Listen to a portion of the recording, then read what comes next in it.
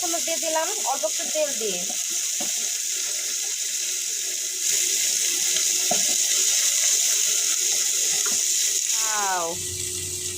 লাউ দিয়ে আজকে কি হবে, মাসকালাই ডাউল হবে। লাউগুলো আমি কেটে রাখছি, ধুয়ে নিব।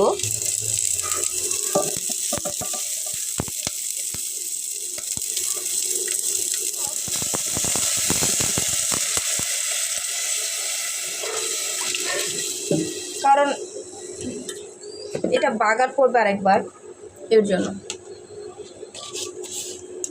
লবণ ছোট ছোট 2 চামচ দিয়ে দিলাম।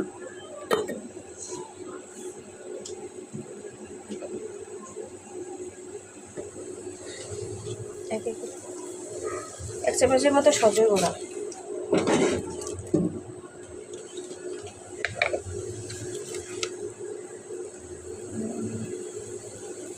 এক চামচ একটু বেশি দিব হলুদ, কারণ ওখানে ডাউল আছে, ডাউলটা খেয়ে ফেলবে।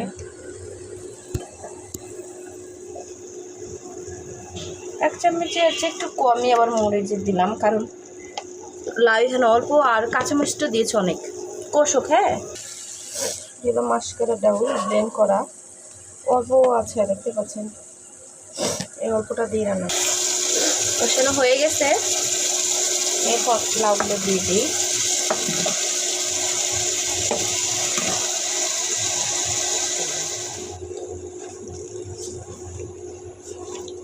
কম কম করে সব যেন বিচি হয়ে গেল নাকি, ভাই জানো ঝালই হইব নাকি।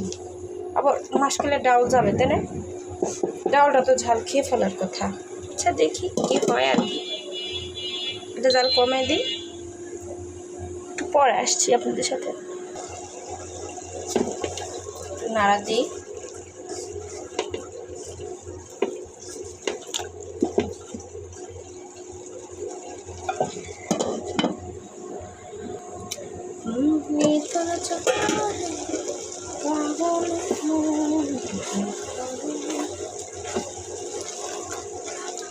লাউ কি সিদ্ধ হয়েছে? হ্যাঁ, লাউটা কিন্তু আমার সিদ্ধ হয়ে গেছে। হ্যাঁ, এখন দেখি মাসকালের ডাউলগুলো দিয়ে দিই। আমাদের এখানে হিন্দু পাড়া আসতে, আমরা বলি এটা ঋষি পাড়া। হ্যাঁ,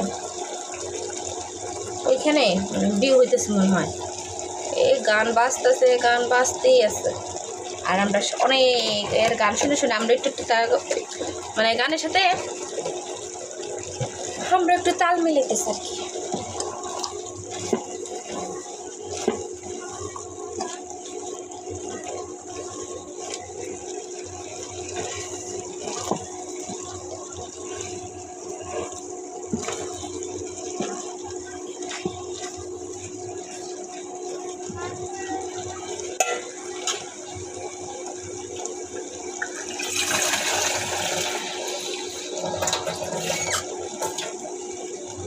পানি টুটি কে কে এই লাউ দিয়ে মাসকালের ডাউল দিয়ে খেতে পছন্দ করেন? হ্যাঁ, আমাকে একটু জানাবেন কমেন্ট করে।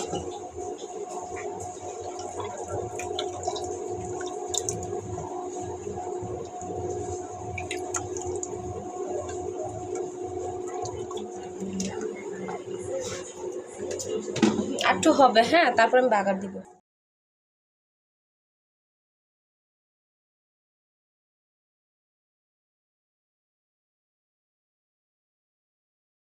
একদম আমার 2টা মেয়ে অসুস্থ, জ্বর, এই কিসের ভাইরাস যাতে জ্বর আসছে আল্লাহ জানে।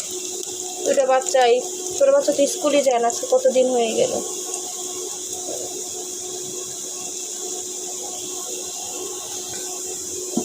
চলে আসছে, তাই না? আপনার তরকারিটা দিয়ে দিই, ভয় পায় না কেউ।